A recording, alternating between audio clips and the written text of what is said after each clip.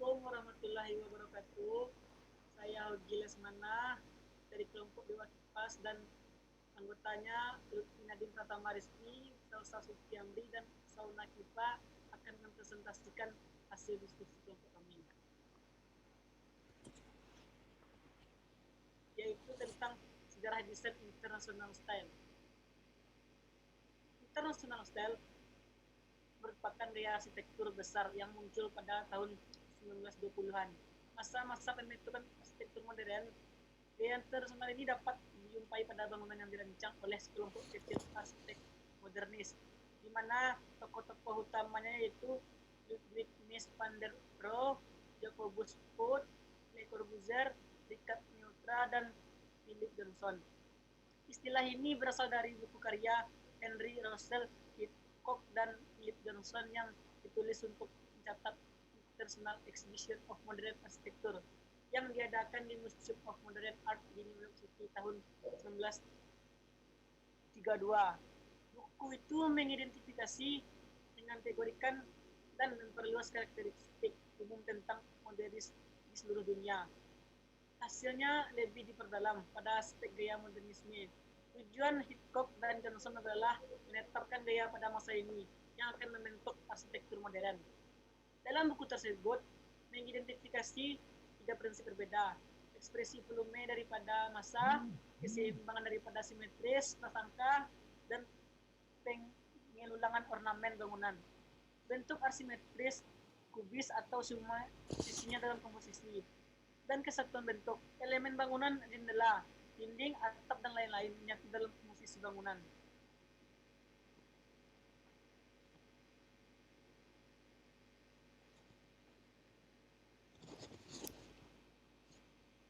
Sekitar tahun 1900, sejumlah arsitek di seluruh dunia mulai mengembangkan solusi arsitektur baru untuk mengintegrasikan persediaan tradisional dengan tuntunan sosial baru dan kemungkinan teknologi. Ciri-ciri bilangan arsitektur modern international style ada pun ciri-ciri umum yang sering dijumpai pada gaya arsitektur international style.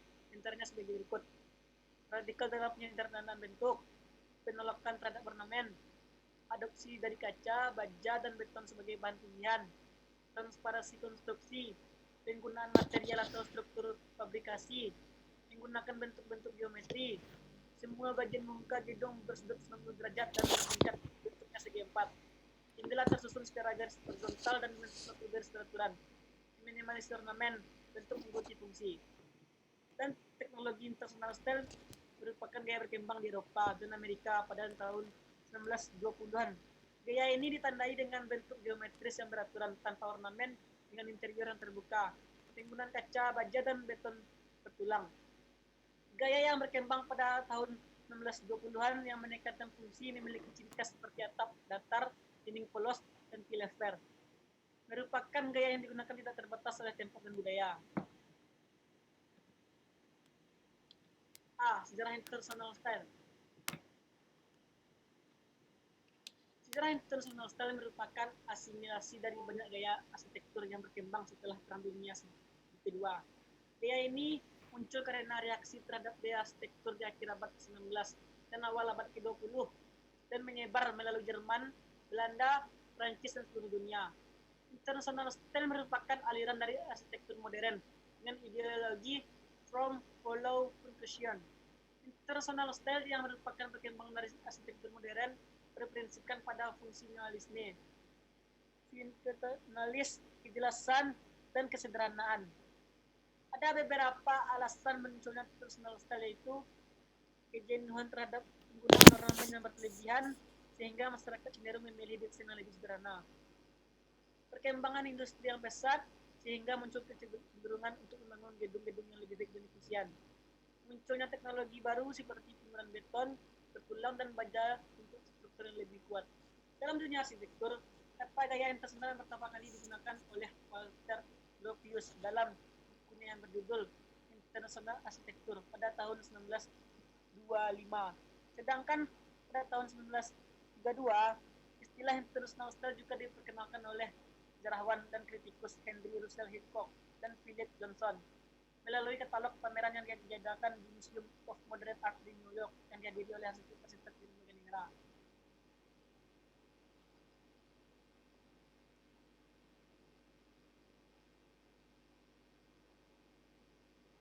Pada pertengahan tahun 1930-an, international style diakui secara luas dan berkembang hingga separuh bagian dunia. International style berkembang pesat hingga tahun 1960-an. Setelah tahun 1960-an, international style dianggap terlalu polos, tidak manusiawi, dan kaku serta tidak mengikuti arsitektur lokal. Namun international style tidak pernah benar-benar berakhir dan menghilang, melainkan tersamar dan telah berevolusi di berbagai negara di dunia. Hingga saat ini, perkembangan gaya bangunan yang berdirinya berakar dari international style.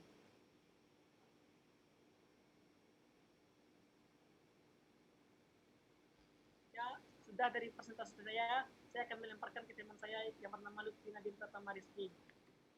Untuk Lutfi Nadiem Pratama Rizky, silakan. Baik. B. Tokoh-tokoh yang berpengaruh pada international style.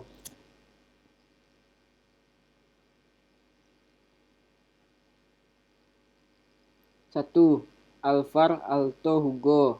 Alvar Henrik Aalto. Alvar Aalto Hugo Alvar Henrik Aalto lahir di Kuortane, Finlandia 3 Februari 1898 sampai meninggal di Helsinki, Finlandia 11 Mei 1976 pada umur 78 tahun, adalah arsitek dan desainer Finlandia yang dijuluki sebagai Bapak Modernisme di negara-negara Nordik. Karyanya meliputi arsitektur, furnitur, tekstil, dan barang pecah belah. Karir awal Aalto berjalan pada masa industrialisasi di Finlandia, sehingga banyak kliennya yang merupakan industrialis, salah satunya adalah keluarga Asrom Gullichsen.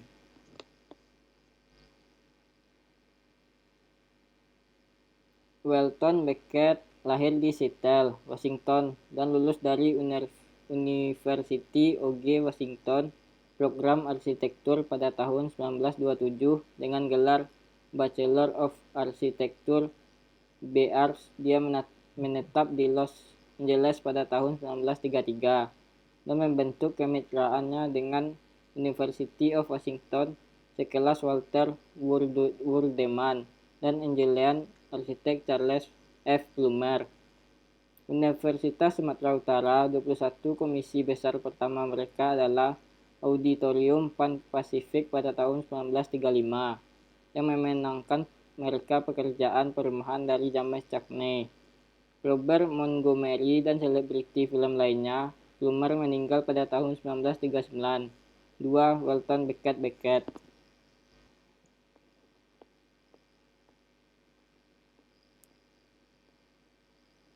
3. Charles Edward Jenneret. Le Corbusier atau bernama asli Charles Edward Jenneret merupakan seorang arsitek asal Swiss yang menekuni aliran desain international style bersama dengan Ludwig Mies van der Rohe, Walter Gropius, dan Theo van Doesburg. Selain itu, ia juga dikenal sebagai seorang perencana tata kota, seniman, penulis, dan perancang perabot.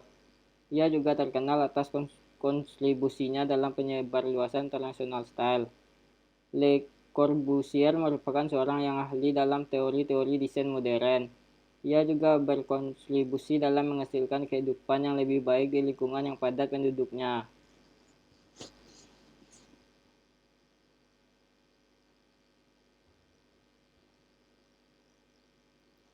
4.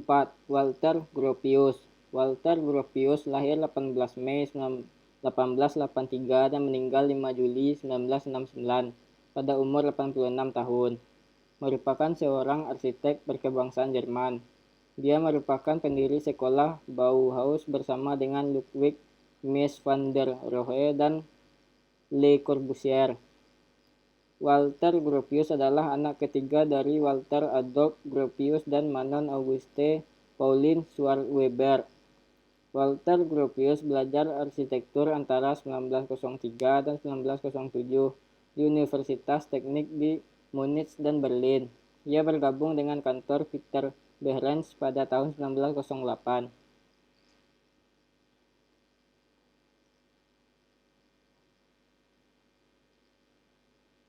Philip Johnson adalah salah satu arsitek dari Amerika yang sangat berpengaruh dalam dunia arsitektur.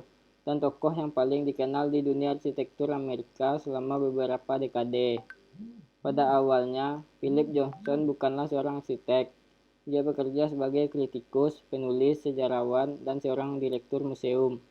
Dia meraih gelar AB dalam sejarah arsitektur dari Universitas Harvard yang tertarik pada sejarah dan filsafat, terutama pada karya Pra-Sokrates. 5. Philip Johnson.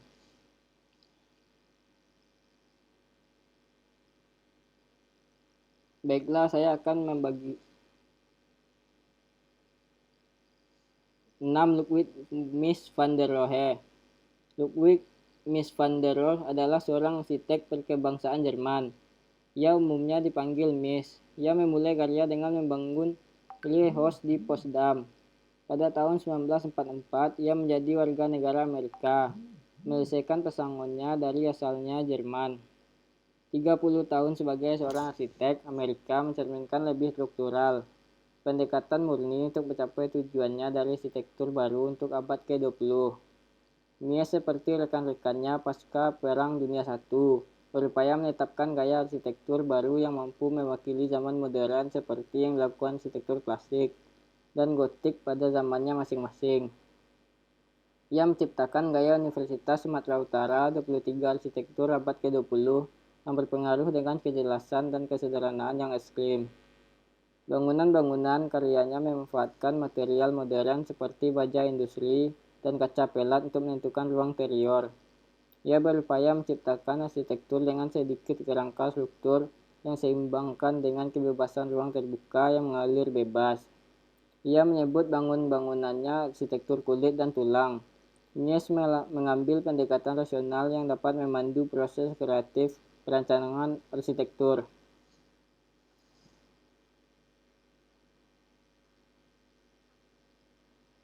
Baiklah, saya akan melemparnya kepada Sauna. Kepada Sauna dipersilahkan.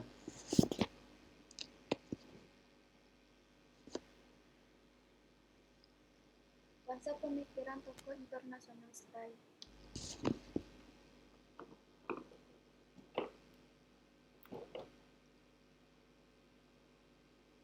Yang pertama, Karl Gessner. Perpustakaan Nasional Swiss berhak akan menganggap Karl Gessner sebagai salah satu inovator penting dalam tipografi, seni komersial, dan desain perusahaan. Selama berabad-abad akan dating setelah kematiannya pada usia 86. Pada 1 Januari 2017, lahir pada 2 Juli 1930 di Basel, Swiss. Gessner belajar desain di Allgemeine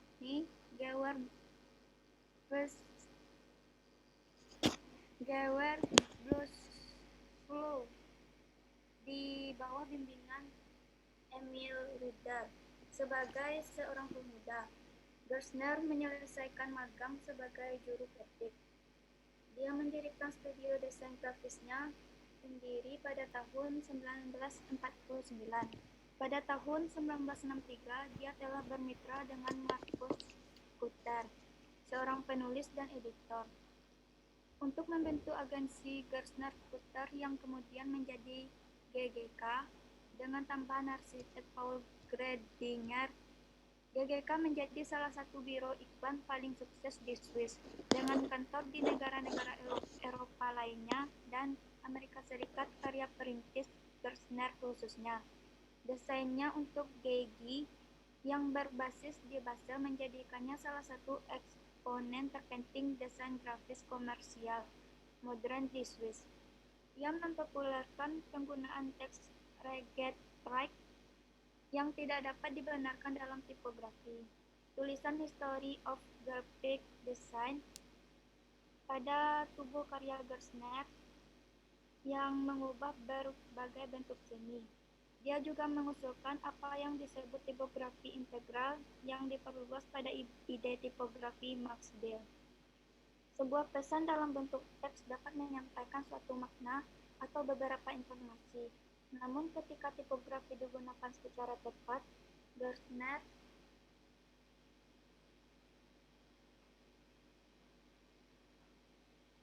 Gerstner merasa bahwa tipografi dapat berkontribusi besar pada hubungan antara kata-kata dan makna. Dengan kata lain, Gerstner tahu bahwa estetika tipografi dapat membantu komunikasi ide dan informasi, dan itulah dasar tipografi integral. Salah satu desainer pertama yang benar-benar memanfaatkan grid untuk menciptakan variasi kompleks dan fleksibel yang tidak tertandingi. Karya Gerstner benar-benar jenius dan memiliki tipografi dan desain grafis yang diubah dalam simetri sistematis.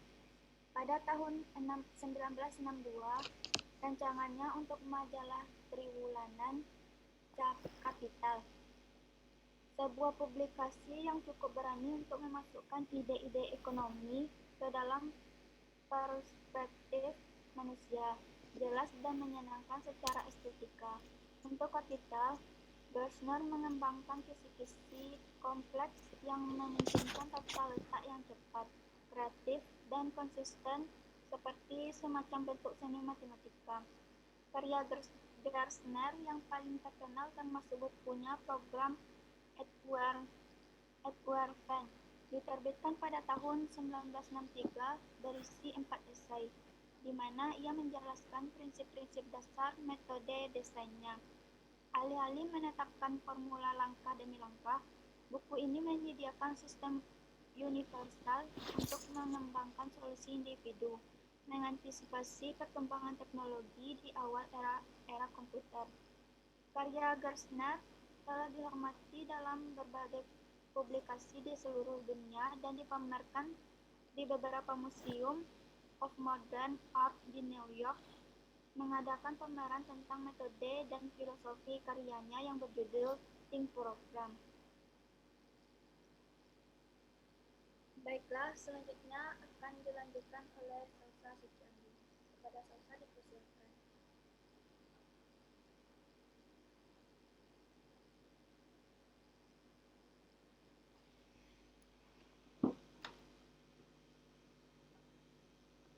Joseph Muller Brockma lahir di Swiss pada tahun 1914. Dia belajar desain grafis dan arsitektur di Sekolah Seni dan Kerajinan Zurich. Pada tahun 1934, ia membuka studio desain grafis dan ilustrasinya di Zurich. Pertama sebagai pekerja lepas, kemudian bergabung dengan kolaborator sejak tahun 1936. Pada tahun 1937, ia menjadi anggota Swiss Werkbund, Asosiasi Seniman dan Desainer Swiss. Setelah 1945, Muller Brockman memusatkan karyanya pada ilustrasi dan desain pameran. Pada tahun 1950, ia merancang poster pertamanya untuk Tonhaller di Zurich. Pada saat inilah ia mengembangkan pendekatan konstruktivis untuk desain grafis. Sedikit demi sedikit, desain grafis menempati seluruh waktunya. Posternya melindungi anak untuk Swiss Automobile Club dan bentuk posternya untuk Tonhaller di Zurich membuatnya sangat terkenal. Pada tahun 1957, ia menggantikan Ernst Keller sebagai profesor desain grafis di Kunstgewerbeschule di Zurich. Pada tahun 1958, ia menciptakan majalah 3 bahasa, New Graphic Design atau The Graphicisme aktual, dengan desain Richard Paul Lohse, Hans Neuburg, dan Carlo Vivarile. Sejak tahun 1967, ia menjadi konsultan untuk IBM dan mendirikan agen komunikasi Muller Brockman dan CO. Sepanjang karyanya dihargai dengan banyak penghargaan. Dia meninggal pada 30 Agustus 1996 di Zurich.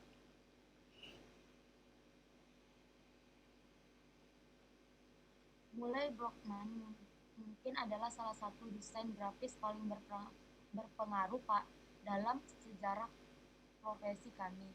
Karyanya selalu diajarkan, dipelajari, dan diterbitkan.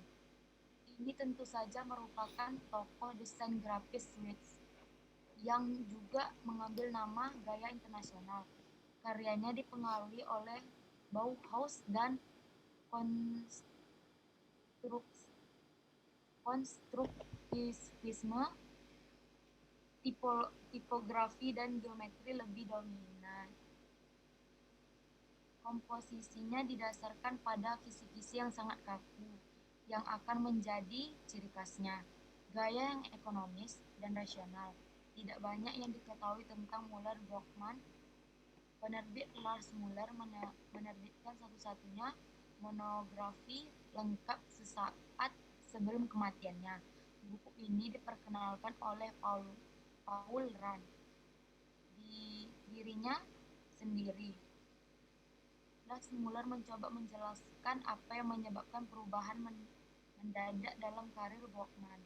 Ketika ia beralih dari ilustrasi ke grafis konstruktivis, pada saat itu Brockmann dipengaruhi oleh karya fotografer Hungaria Moholy Nagy dan Manifesto Jan His Hall di New Typography, Manifesto Modernis.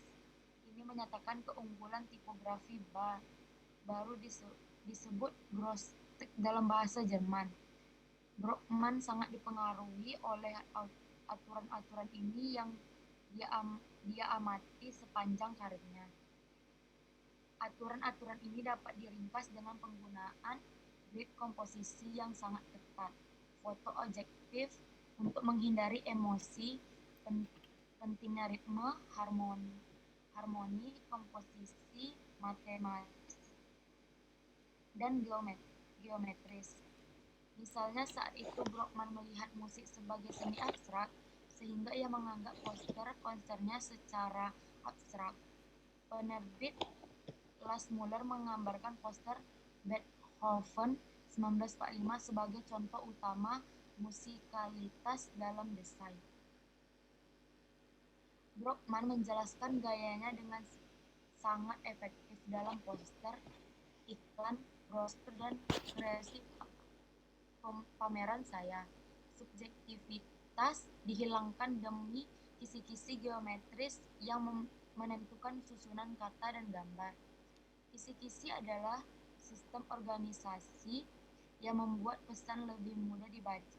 Ini memungkinkan Anda untuk mendapatkan hasil yang efektif dengan biaya minimum. Dengan organisasi yang sewenang-wenang, masalah diselesaikan dengan lebih mudah, lebih cepat, dan lebih baik. Ini juga memungkinkan keseragaman yang melampaui batas-batas negara. Sebuah anugerah bagi iklan IBM.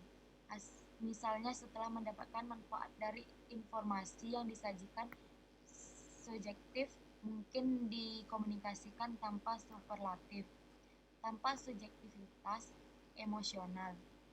Dari tahun 1960-an hingga 1970-an, gaya Swiss mulai kehilangan pengaruhnya.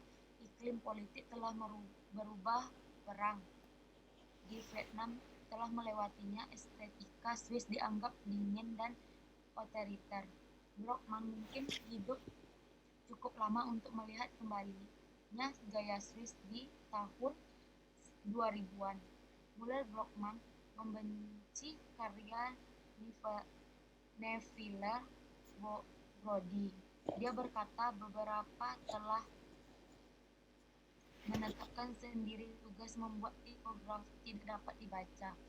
Membuat teka-teki dari itu, ketidakterbacaan tampaknya menjadi proyek artistik.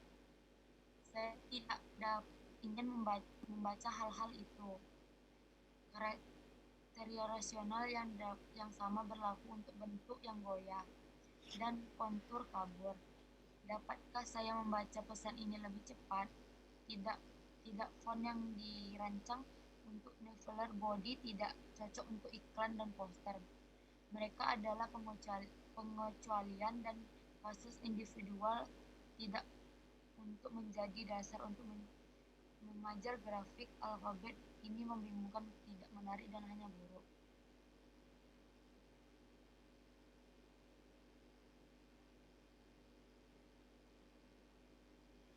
Baiklah, saya Julius Mana, perwakilan dari kelompok Dewa Kipas akan mengakhiri hasil konsultasi kami.